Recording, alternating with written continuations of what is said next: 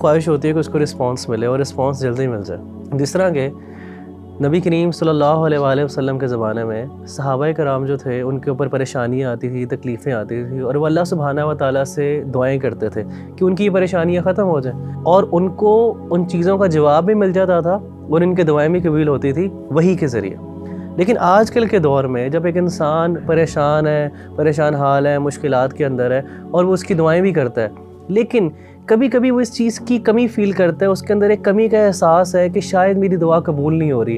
تو میرا بھی سوال یہ ہے کہ وہ جو احساس ہے کہ انسان کے اندر وہ احساس اور وہ ایک مطمئن ہو جائے اس چیز سے کہ اللہ نے میری دعا سن لی، اور اللہ سبحانہ و تعالیٰ کی طرف سے اس کو احساس بھی آ گیا ہے کہ اس کی دعا قبول ہو گئی ہے. تو یہ احساس کیسے ایک انسان اپنے اندر پا سکتا ہے؟ دیکھیں ربیع اللہ بھائی، مجھے آپ کے اس سوال سے ایک واقعہ یاد آ گیا. میں یو اے ای میں تھا، تو ایک دن میں جمعے کی نماز پڑھنے گیا. تو نماز میں سنتیں ادا کرنے کے بعد میں نے قرآن مجید کو پکڑا اور بیٹھنے لگا. تو اچانک مجھے نا کچھ سسکیوں کی آواز آئی ایک طرف سے.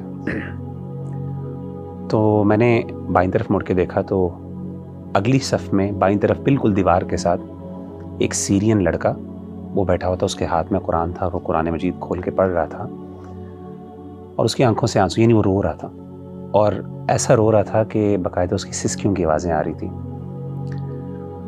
اور آپ کو پتہ ہے کہ شام جو ہے، سیریا ایک ٹھنڈا علاقہ ہے، تو وہاں پہ اکثر جو لوگ ہیں ان کی کمپلیکشن وائٹ ہوتی ہے، تو رونے کی وجہ سے نا اس کا چہرہ سرخ ہوا تھا، بالکل ریڈ، اور سسکیاں اتنی اونچی تھیں کہ باقاعدہ آس پاس کے جو لوگ تھے وہ باقاعدہ یعنی وہ نوٹ کر رہے تھے، اور وہ تھوڑا سا بار بار دیکھتے تھے مڑ کے.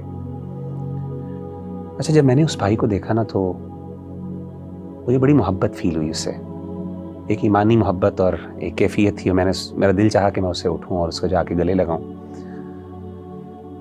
لیکن اس وقت پھر میں رک گیا، اور اس وجہ سے رکا کہ یہ کچھ لمحات ایسے ہوتے ہیں جو انسان کے اپنے اللہ کے درمیان ہوتے ہیں، پرائیویٹ لمحات ہوتے ہیں، اور اس میں انسان کو کسی دوسرے کو نہیں چاہیے کہ وہ اس میں انٹروین کرے. تو میں رک گیا اور میں نے کہا کہ شاید چلیں، جیسا ہے ایسا ہی ہونے دیں.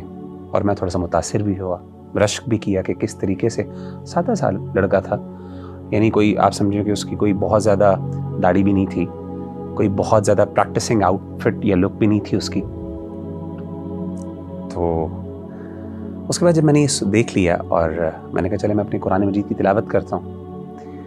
تو جیسے ہی میں نے قرآن مجید کھولا تو عجیب بات اور بڑے حیران کن بات یہ ہے کہ جو سب سے پہلی آیت میری نظر کے سامنے آئی، حالانکہ میں نے رینڈملی کھولا، کوئی اسپیسیفکلی کسی، سب سے پہلے جو آیت میرے سامنے آئی، سبحان اللہ، میں حیران ہو گیا وہ پڑھ کے.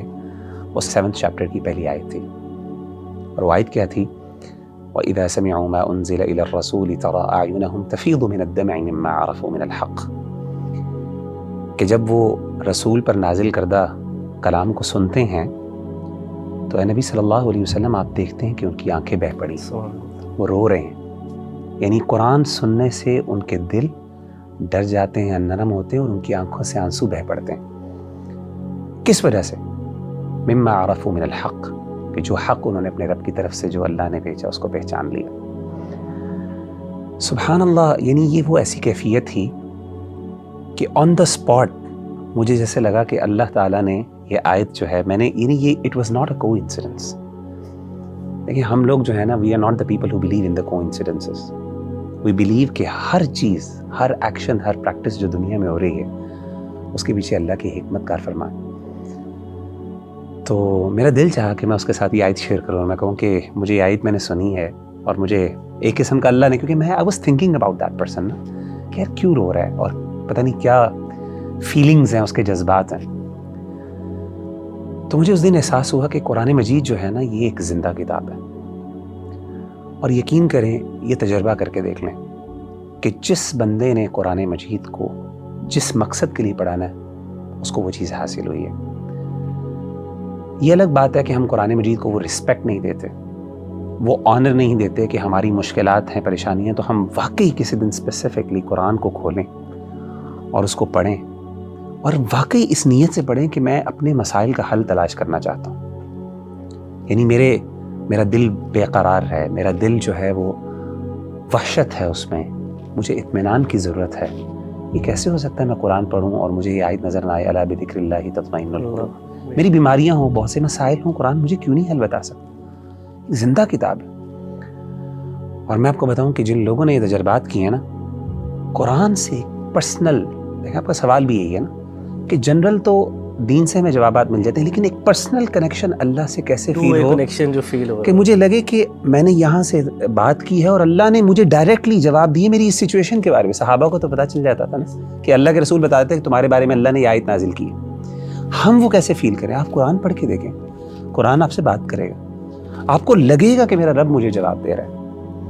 اور میں آپ کو بتاؤں کہ میں نے دیکھا کہ جتنے بھی ہمارے اسلاف ہیں، جب اپنی مشکلات میں پڑے اور انہوں نے جب قرآن مجید کی طرف رخ کیا تو انہوں نے اپنی فیلنگز شیئر کی۔ میں آپ کو 2 مثالیں دیتا ہوں۔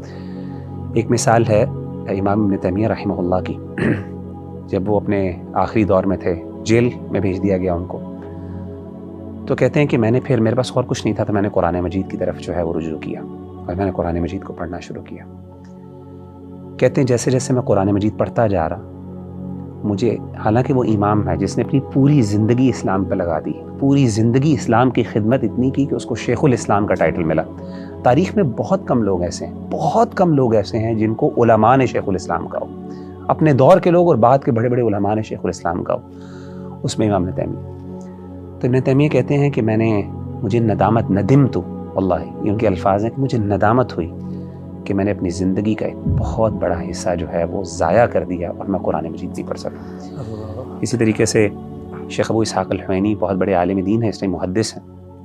میں سمجھتا ہوں عرب دنیا کے بڑے ترین، اگر آپ مجھے کہیں گے نا کہ بڑے عالم دین حدیث کے کوئی ہیں تو میں ابو اسحاق الحوینی کو میں ریکمینڈ کروں گا۔ اور بھی بڑے علماء ہیں ڈیفینیٹلی، ان کو کچھ دیر کے لیے روک دیا گیا لیکچرز سے اور لوگوں سے خطبات جو وہ دیتے تھے، تو انہوں نے قرآن مجید کو پڑھنا شروع کیا۔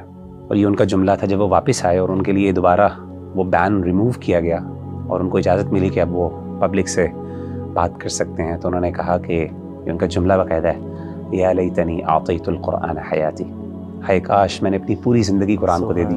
اور کہتے ہیں کہ میں نے اپنی اس جو وقت میں نا قرآن پڑھا اور مجھے احساس ہوا کہ میں نے کتنا بڑا، حالانکہ پوری زندگی حدیث کی خدمت، حدیث کوئی چھوٹی چیز ہے سبحان اللہ، لیکن جو قرآن ہے نا وہ پرسنل کنیکشن بندے کو